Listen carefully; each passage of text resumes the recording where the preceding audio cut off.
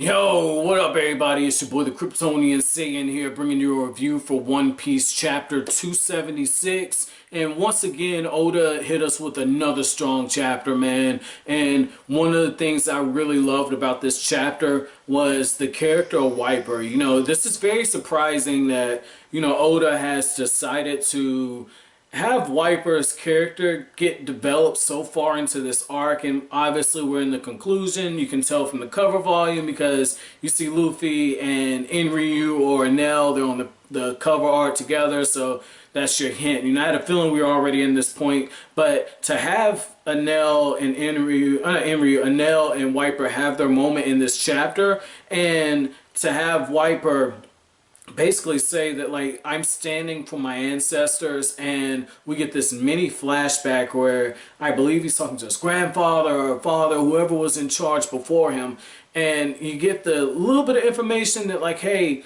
your ancestor, there was one other thing he was fighting for, and I just love seeing how Oda just connected all of that in and used it as a way to further develop Wyper's character, and watching him constantly get knocked down and stand back up.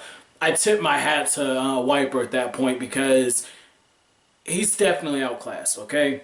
But I believe he's standing up for his name more than anything else, for his name and his pride and for his people. And you just see the leader in him coming out. And like the last few chapters, it's just been coming out more and more and more. And just the development, like I love this. The only thing that would have made this a little better is if there was a literal ticking clock. I guess not a literal ticking clock, but rather Oda implemented the ticking clock strategy where there's a countdown, and we know that the island is going to crash down unless Luffy has something to say about it. But I would have liked to see, some type of, countdown towards something that would have made this whole moment even better. But I gotta say, man, just Wyper's whole interaction, loved it, and I loved how Enel used this lightning bird, and as soon as I read that panel, obviously Naruto background, I'm thinking, damn, that's like the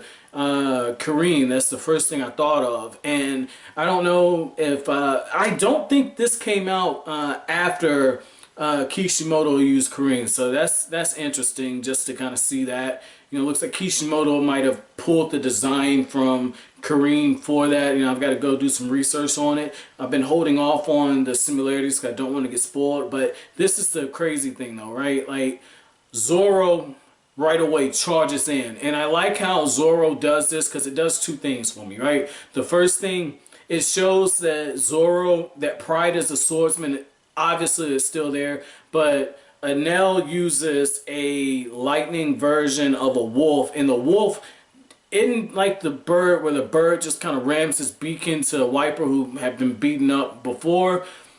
This wolf attacks Zoro, teeth lock in, and the paw is on his shoulder, it looks like. And just to see that shows that maybe Enel had to use a little bit more power in order to put down Zoro. And the fact that Zoro tanked a lightning bolt is fucking scary, okay? Like, this is something I would expect Luffy to do. That Zoro durability, this is the first time I've really noticed it, because it looks like this might have been, what, 300 kilowatts? Like, I forgot exactly the voltage dosage. Got it right here. I know some of you guys may inbox me. Do you really have the volumes? Yeah, guys, I really got the volumes. I did an unboxing, so I definitely got them. I just don't show the panels for a few reasons. Let's see. I have to edit this out. 300 million volts. That is fucking crazy. Zoro has the durability to tank 300 million volts.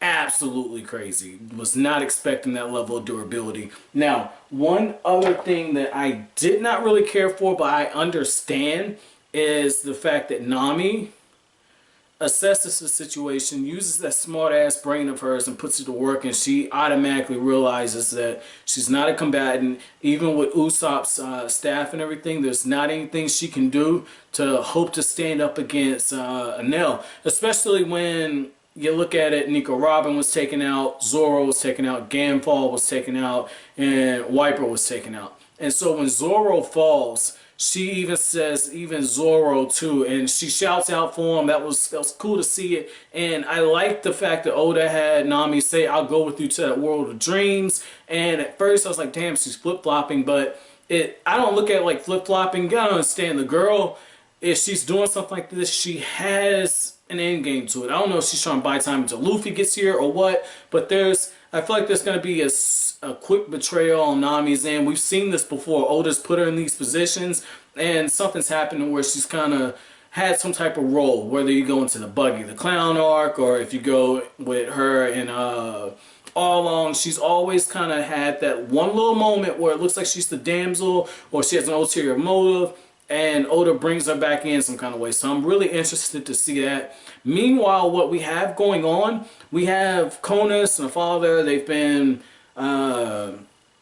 listed as criminals, as fugitives, working with the former god, the former kami, Ganfall. And that's okay.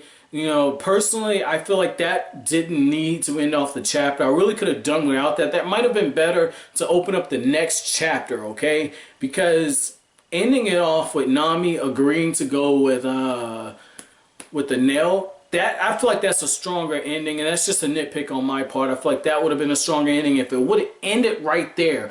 I would have gave that a 5 out of 5 instead of a 4 out of 5, because everything was building up, and just to have it go there, it doesn't resonate as much, man. Like, I feel like this was almost the perfect chapter from the cover story where you have Ace and he's knocking the hell out of Dr. Blackbeard, which I gotta see that fight, man, because Ace has been looking for Blackbeard, and we know that Shanks has this stuff going on with Whitebeard and everything's connected. Like, I would love to see that, man. You know, I'm very behind on the anime. I'm watching the anime. I'm hoping the anime, you know, has a filler episode devoted to this, so it'd be like filler canon. So I'm really hoping they kind of stretch that out some. But from that moment all the way up until Enel says, "A heart that doesn't know fear," I like that line right there, okay? Because he's saying that, like, if you can't be swayed by fear, you don't need to accompany him. And it shows two things. It shows that he is the type who leads by fear, whereas Luffy is the type who leads by inspiration. And if you look at Wyper leads by action, not so much about caring. And so just seeing the different leadership personalities kind of in this chapter. I know Luffy wasn't physically in this chapter, but I say lead by inspiration with Luffy because I feel like Zoro, maybe I'm wrong, maybe I have Zoro's character wrong, but I feel like Zoro was more likely to rush out and to try and do something like that because of his interactions with Luffy. Same with Nami. If Nami's just trying to buy time for Luffy, it's because she trusts him. It's because Luffy's able to inspire that trust. So I like just how Oda, if I'm right, now I might be reading too much into this, but if I'm right, Oda is having Luffy brought very subtly into the chapter without him physically being there by the actions of his crew members. So that was cool. If it would have ended there, that would have been absolutely fine.